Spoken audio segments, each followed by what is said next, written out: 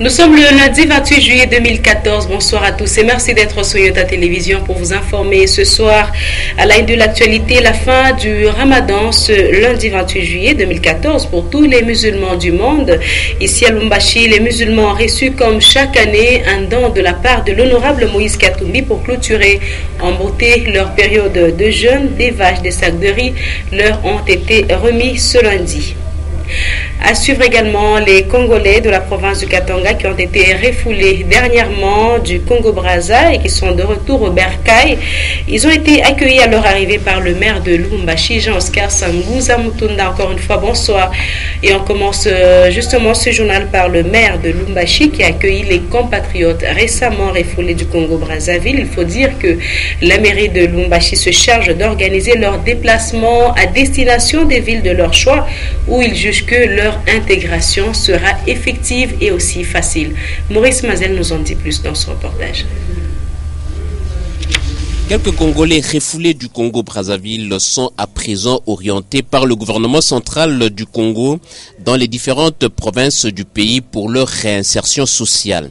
Chacun de son gré a donné la province, la ville, la commune, bref, l'adresse à domicile où il sera accueilli. Depuis le dimanche 27 juillet dernier, tard la nuit, ceux des refoulés du Congo-Brazzaville qui ont choisi le Katanga pour poursuivre leur vécu quotidien débarquent déjà à l'aéroport de Lalouano. Hormis Lubumbashi, d'autres s'en vont à Kasumbalesa, Likasi, Kolwezi, Dilolo, Kalemie, Moba et ailleurs. Le maire Jean-Oscar Sanguza Mutunda les a réconfortés et a loué les véhicules qui vont les acheminer à leur destination selon leur choix. Peu après, la délégation des étudiants de l'université protestante de Lubumbashi et le comité de gestion de cette institution supérieure universitaire étaient reçus par le maire Jean-Oscar Sanguza Mutunda pour vérifier si la solution a été trouvée au sujet des frais académiques. Contrairement à la rumeur selon laquelle quelques personnels administratifs seraient révoqués par la seule volonté du vice-recteur, cela s'avère aujourd'hui faux. Le maire Jean-Oscar Sanguza Mutunda a conscientisé les étudiants pour qu'ils ne se laissent pas manipuler par des personnes mal intentionnées. Dans l'actualité, il y a aussi l'enseignement après un long week-end qui a accompagné les lauréats de l'examen d'État 2014. Ils sont passés ce lundi dans leurs écoles respectives pour partager leur joie avec les enseignants, bien sûr. Et c'est le cas du groupe scolaire La Grâce qui a fait près de 85% de réussite. Guillaume Kazadi, Michel Olela, Thierry Moualouka pour ce reportage. 48 heures après la publication des résultats des examens d'État, les lauréats continuent leur réjouissance au bruit assourdissant de sifflets. Ils n'oublient pas de passer dans les écoles qui les ont formés pour partager la joie avec leurs formateurs. Ici par exemple, le groupe scolaire La Grâce. Je suis très contente. Mon école, il faut que le bon Dieu puisse l'aider encore, qu'il améliore encore pour nous recruter des bons travailleurs, des bons professeurs et aussi les élèves travailleurs. Et quand arrive le promoteur, il est envahi par les désormais anciens élèves. C'était vraiment une charge pour nous. Une charge. Et aujourd'hui, c'est une joie. Et tous ces candidats que vous venez de voir ici, ce sont des candidats réguliers. Ils ont été même préparés. Ils ont eu même la visite des professeurs d'université pour venir les encourager et les orienter vers l'enseignement supérieur universitaire. Le groupe La Grâce organise plusieurs sections dont les mathématiques qui ont réalisé 100%. Et de leur côté, les ingénieurs finalistes de l'ISTA ont défendu ce dimanche 27 juillet leurs travaux de fin de cycle. Ils sont au total 23 ingénieurs qui seront présentés à la collation des grades académiques. À cette cérémonie qui a eu lieu dans les locaux de la Polytechnique, le directeur général Émile Mutunda Koje a également pris part avec les membres de son comité de gestion. Ces 23 lauréats ont défendu leurs travaux avec brio en présence également de leurs membres de famille. Léon Magloire Mungamtoale. Pour la première session de l'année académique 2013-2014, l'Institut supérieur des techniques appliquées Ista Lubumbashi va présenter à la cérémonie des collations des grades académiques 23 ingénieurs.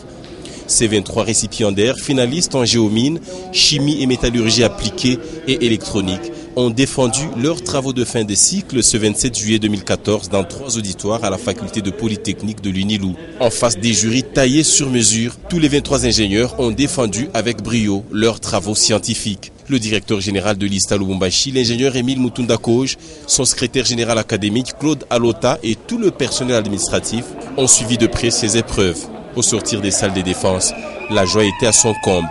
Les récipiendaires, y compris ceux qui les accompagnaient, étaient plus qu'heureux de la manière dont l'Ista Lubumbashi a organisé cette année la cérémonie des défenses. J'exprime une grande satisfaction par rapport à la qualité des enseignements qui sont donnés à l'Ista, puisque cela prouve qu'il y a du sérieux à l'Ista et c'était un travail scientifique. Nous considérons cela comme étant un examen oral que les enfants ont passé. Ça n'a pas été facile. Nous avons passé presque 2 semaines en cours d'école, les échantillons. Une fois arrivés avec ça dans le laboratoire, nous sommes arrivés à faire une étude microscopique pour arriver à caractériser différents minéraux métallifères que nous pourrions trouver sur les cas de Chitalévissa. Les membres des jurys ainsi que les directeurs des différents travaux ont eu droit à un cocktail dans l'un des locaux, aux côtés des membres du comité de gestion. Rendez-vous le mercredi 30 juillet prochain à la cérémonie de collation des grades académiques. Merci beaucoup à Nyota Télévision aussi. Un autre chapitre, la disparition de la culture des poubelles ménagères est l'une des raisons de l'insalubrité observée sur la servitude de l'État ici à Lubumbashi. Cela s'explique notamment par la modernité qui pousse certains à paver entièrement leurs parcelles, créant ainsi un manque d'espace. C'est ainsi que bon nombre jettent les immondices, soit sur la servitude de l'État, soit devant les parcelles de leurs voisins. Un sujet de Lisa Alex Choukrani, Mami Hélène Kalilo et Etienne Elunga. De nos jours, la gestion des immondices pose des sérieux problèmes dans plusieurs ménages. Cela est dû d'une part à la disparition de la culture de poubelles ménagères et de l'autre au manque d'espace. Cette disparition en soi s'explique par la modernité qui pousse certains à paver entièrement leurs parcelles, alors que certains autres sont contraints par la conjoncture d'occuper les restes de leurs parcelles en y construisant des annexes ou même en les morcelant. Ainsi, pas de place pour les poubelles ménagères car l'espace est réduit. Et comme conséquence, les immondices sont jetés ça et là sur les voies publiques en exposant ainsi la population à plusieurs maladies comme le choléra et la fièvre typhoïde. En tant que BRS, je me suis organisée en ce qui concerne la gestion d'immondices dans ma parcelle.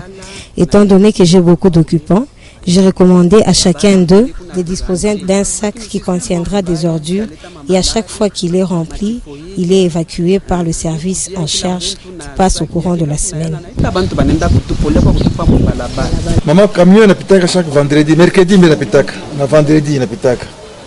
Nous devons tous être conscients de l'entretien de notre environnement, sinon nous serons tous exposés aux maladies, car il s'est développé dans les chefs de plusieurs une habitude déplorable qui les pousse à jeter les immondices sur la voie publique ou même devant les parcelles de leurs voisins, ce qui n'est pas du tout bon.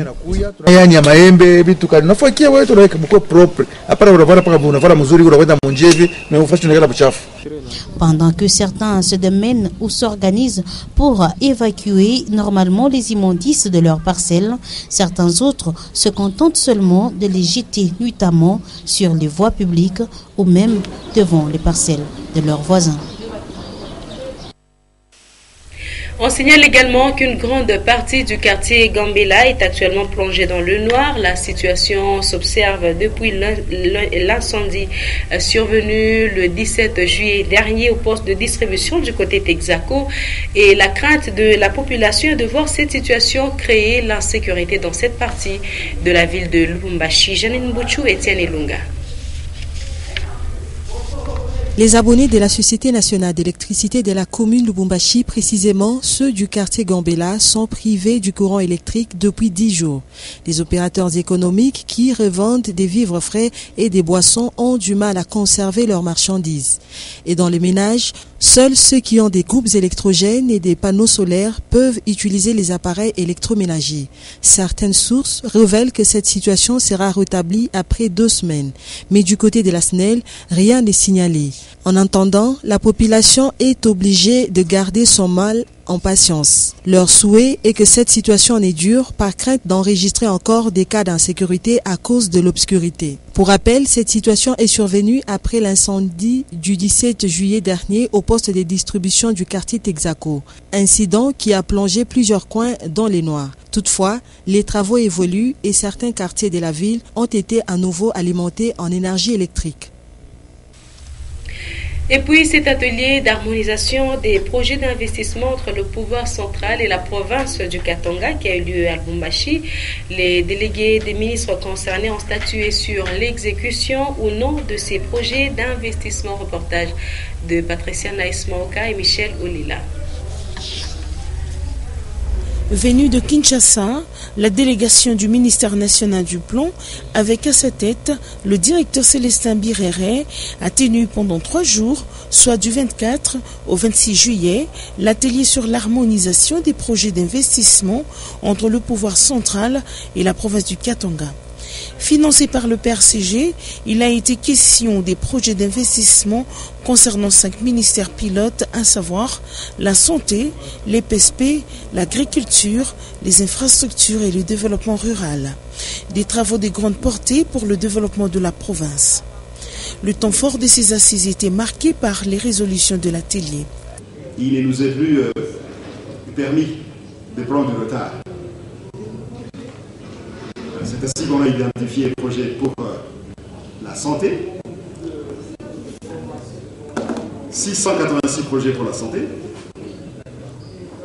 26 projets pour, 34 projets pour les infrastructures, 26 pour le développement rural et 9 pour les PSP. Bien sûr, il y a les autres projets qu'il faudra compléter. Et le travail va se faire après nous. Ces projets valent 56 milliards et il faut les identifier. Dans la rétrocession de 40%, il y a certains projets qui devraient être financés directement par la province, donc dans la rétrocession. Le gouvernement central gère encore cette portion-là qui concerne les investissements. Et c'est ainsi que le gouvernement central demande à la province, pour qu'on s'entende, que les projets proviennent de la province, mais le financement sera consolidé au niveau national, puisqu'il y a certaines histoires, certains engins qu'il faut par exemple acheter. Il faut que ces engins soient achetés pour toute la République. Il a été aussi question de former le personnel provincial en vue de l'élaboration du projet 2014 avec les nouvelles normes budgétaires. Et un cocktail a sanctionné la clôture de la rencontre. Du nombre des territoires de la province du Katanga qui ont bénéficié d'un écran géant, il faut désormais compter la ville de Kalemi. Un écran géant dont de Moïse Katumbi y est déjà opérationnel. Ceci fait suite à la promesse faite par le gouverneur du Katanga à la population de Kalemi, justement. Témoin de cet événement, Augustin Célestin Muganza et Chris Oudia.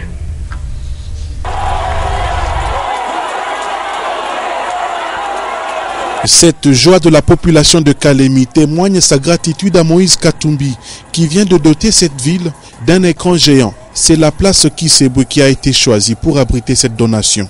Tout au long des travaux, la population, y compris le commissaire de district du Tanganyika, était là pour admirer l'évolution des travaux de montage de l'écran géant exécuté par une équipe des ingénieurs venus de Lubumbashi pour la circonstance.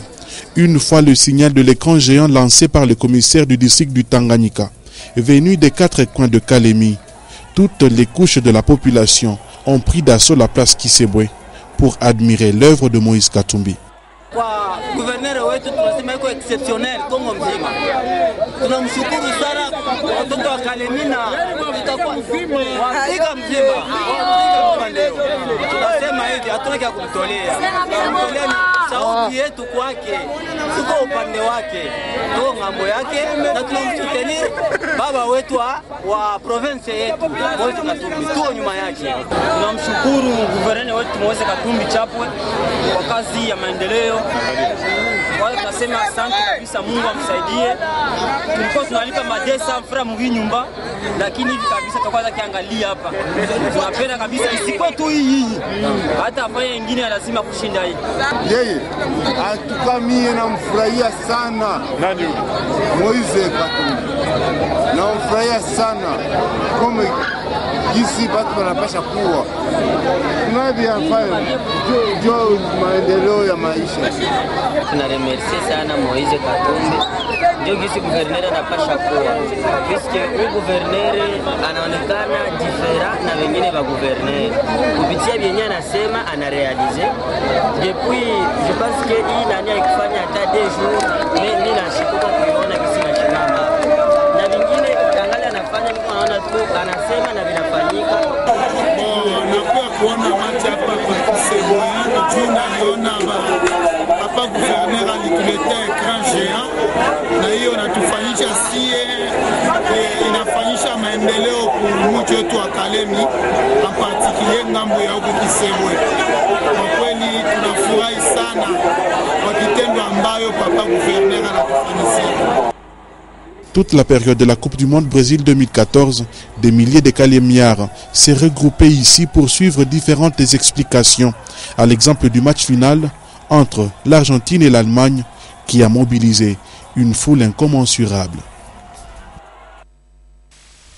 Et on parle de religion pour terminer. C'est ce lundi 28 juillet qu'a pris fin le Ramadan, cette période de carême qu'observent les musulmans du monde pendant 30 jours.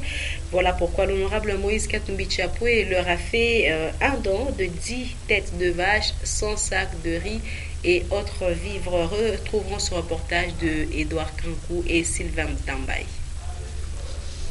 Pendant 30 jours, soit du 28 juin au 28 juillet, les musulmans du monde entier ont observé la période des carême appelée Ramadan. C'est ce lundi qu'a pris fin cette longue marche vers la piété. Un grand rassemblement de la communauté islamique du Katanga a eu lieu au bâtiment du 30 juin le matin. Comme d'habitude et pour respecter la tradition, l'honorable Moïse Katumbi Chapwe a contribué aussi à la fête d'Idil Filtri avec 10 têtes de vaches, 100 sacs de riz, 50 cartons d'huile et autres vivres. C'est le chargé du social de l'honorable Moïse Katumbi en la personne de Fulbert Simbi qui a procédé à la distribution de ces dons. Des coutumes qu'à chaque fin de Ramadan, que le gouverneur, son excellence Moïse Katumbi Chapwe, comme tous les musulmans, puissent penser, puissent songer aussi au partage. Raison pour laquelle aujourd'hui, nous venons remettre officiellement à notre frère représentant de la communauté islamique ici en province, ces vivres composés de 10 vaches, 100 sacs de riz, 50 cartons d'huile, 20 cartons de tomates ainsi que 10 sacs d'oignons, pour que vraiment la fête soit agréable. Au nom de la communauté islamique, le représentant a trouvé des mots justes pour remercier les donateurs. Tout le temps, les musulmans sont habitués à partager avec le gouverneur chaque année à leur fête. Je sais que c'est difficile de parler d'une récompense par rapport aux musulmans, mais la récompense ne viendra que de dire le Tout-Puissant qui nous a demandé à chaque fois qu'on est ensemble, à chaque fois qu'il y a une fête, il faut qu'on partage. Et le gouverneur a toujours ce souci-là de partager avec l'islam. Alors au nom de la communauté islamique du Katanga et même la communauté islamique de la République démocratique du Congo, nous présentons en tout cas nos remerciements les plus sincères. Lors du rassemblement, l'imam Moussa Ouseni Zaïdi a demandé aux musulmans de poursuivre avec les actes charitables et atteindre la piété même après le Ramadan. Et ce sera la fin de cette session d'information. Madame, Monsieur, on note pour l'essentiel la fin du Ramadan ce lundi 28 juillet 2014 pour tous les musulmans du monde. À Lubumbashi, les musulmans ont reçu comme chaque année un don de la part de l'honorable Moïse Katumbi pour clôturer en beauté leur période de jeûne. Des vaches, des sacs de riz leur ont été remis ce lundi, vous l'avez suivi. Et puis les Congolais de la province du Katanga qui ont été refoulés dernièrement du Congo-Brazzaville sont de retour au Bercail.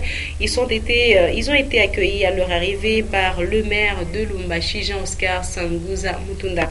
Et c'est la fin complète de ce journal. Merci de nous avoir choisi pour vous informer. Prochain rendez-vous avec les infos sur votre chaîne. C'est tout à l'heure à 21h les news, 21h15 le journal en anglais, à 23h les derniers échos de ce lundi avec Patricia Naïsma au KBA. Ne ratez pas votre rendez-vous hebdomadaire chaque lundi, Tempo Sport, le débat de toute la direction des sports avec à la tête Guillaume Kazadi. Très bonne suite de le programme.